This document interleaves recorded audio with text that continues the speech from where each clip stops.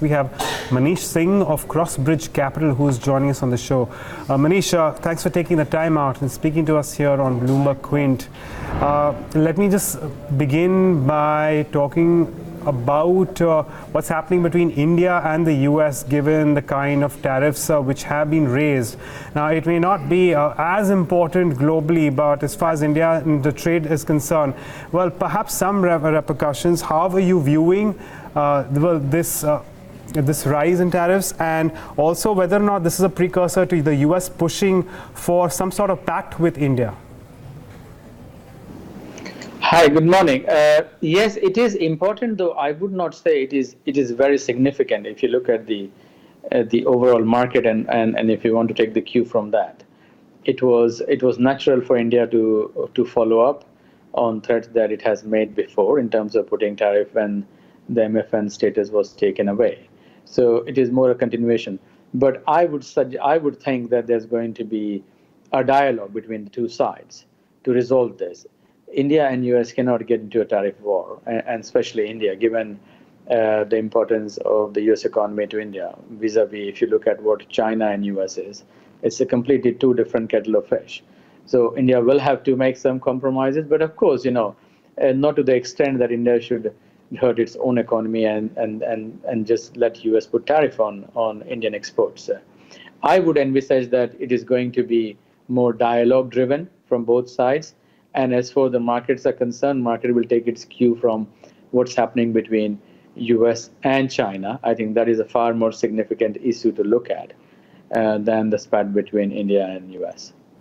Manish, do you expect any sort of dialogue between US and China, because that's the trade war which the world has been watching? The investors have been sitting on edge, and we've seen some bit of collateral damage across coming back home as well. So though the US president has been downplaying any sort of dialogue in the G20 summit, but do you see any sort of conclusion, because the trade war so far has been escalating, and I think the next round of tariff will be on the $320 billion worth of goods from China once again?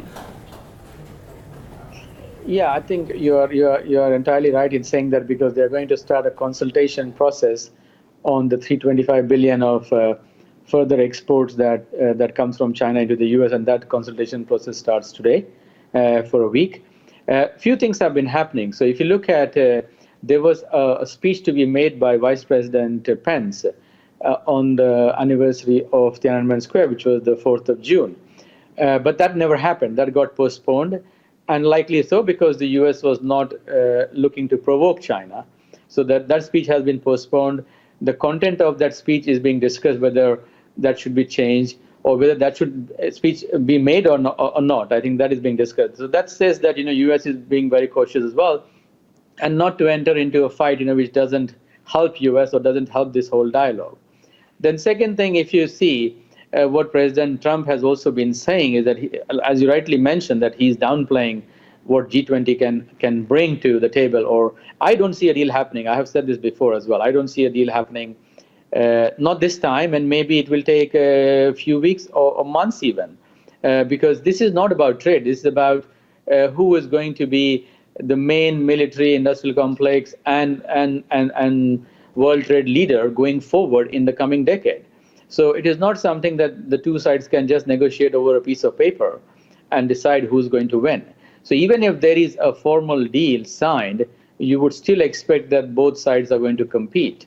What is important for market to bear in mind is that if US was to impose tariff on $325 billion of further exports coming from US, then that is going to be catastrophic and cataclysmic, both for US economy, because you have seen the impact on retail sales is going to happen. We haven't seen that impact yet, because you remember some of these tariffs have been postponed, and some of them in US has been delayed by 90 days, if I recall correctly, on Huawei one.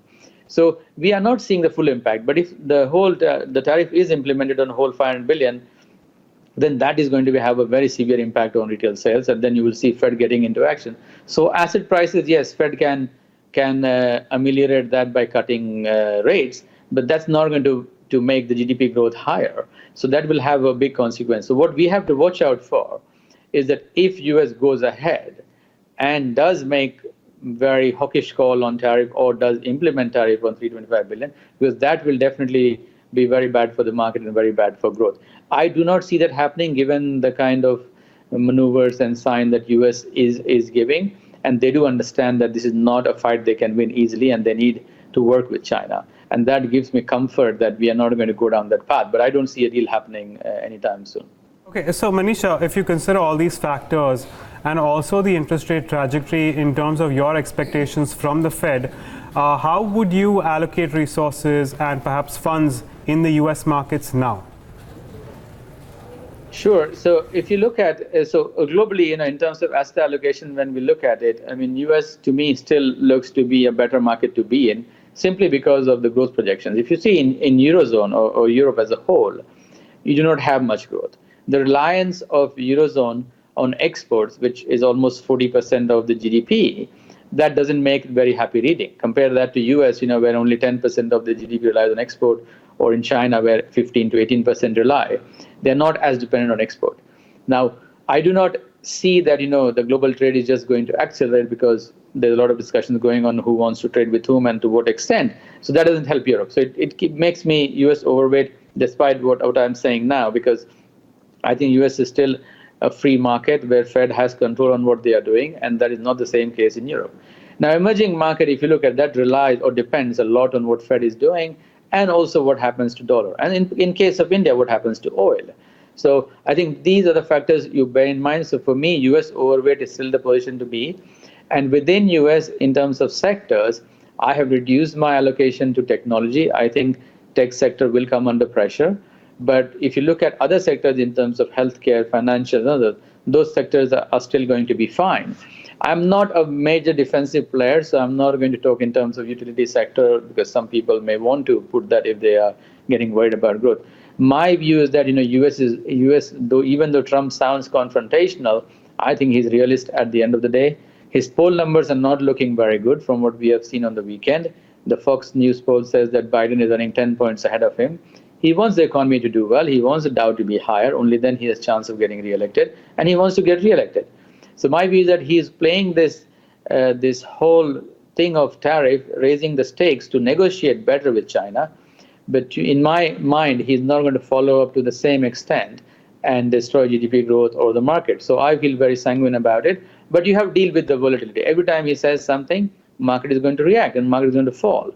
And for me, I don't see a new high on S&P beyond 2950 this year, unless you have rate cut and Trump just folds and gives China what it wants, which I don't think he's going to do so easily.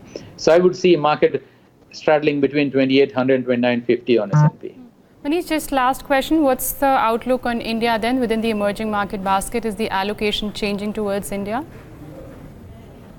I would say that one has to be long India. I mean, clearly from structural point of view on where we are seeing it is going to be a challenging long position, because unlike last election, where you saw the market rally very hard on Prime Minister Modi's first win, this time the market had rallied before, so you're not going to have the same bounce. And of course, we are at end of the cycle in US. I mean, it has been a 10-year growth cycle. No matter what we say, growth is going to decelerate, and Fed just cannot just keep growth higher unless there is a fundamental change coming from within the economy. And it's a natural cycle of 10-year growth cycle coming to an end and then growth accelerating again. So in that respect, I would say that my allocation to emerging market is lower than where it should be. But should you belong India? Absolutely. I think that India has a majority government with the Prime Minister in full control of his policy. Now it is entirely down to him of what he wants to do with it. I mean, I still have confidence in the government that the government will take the reform that it has promised, and probably more boldly, given where it finds itself in the second term with opposition just nowhere to be seen. So it might take a bit of time for India to work on it. India is playing a very, very smart line as well, because India is not trying to align itself completely to US or completely anti-China, and I think that's the fair thing to do. So I think there is a lot of thought being put in that. People just thinking of getting a quick return in India are going to be disappointed, because dollar will remain bad at this time, and you have questions about oil prices, and India does have an oil bill to pay 125 billion per annum, and that is not a small fraction, not as small a fraction of the dollar reserves as we have compared to what China has. So I think that will become a factor. So you are going to have volatile time as you're having with S&P, but one should be long India, and that view is very strong on my part from medium to long-term view.